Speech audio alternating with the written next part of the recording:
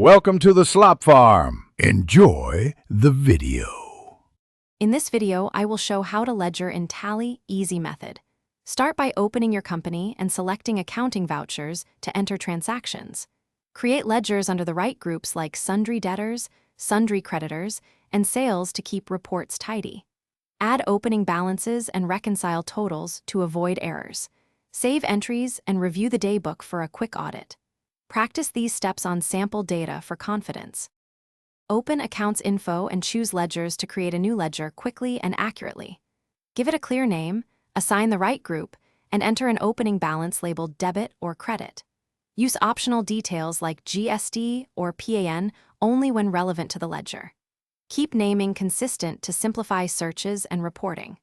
After creating several ledgers, test them by recording a sample voucher to ensure postings appear in the intended reports. Quick recommendation.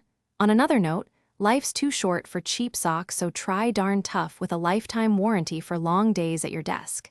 If you're finding this video helpful, please subscribe and like so I can make more useful guides. I added a link and extra deals in the description for convenience, and they are safe to check out. Thanks for the support. Now let's get back to the video. Choose accounting vouchers and pick a voucher type such as payment or receipt to record transactions smoothly.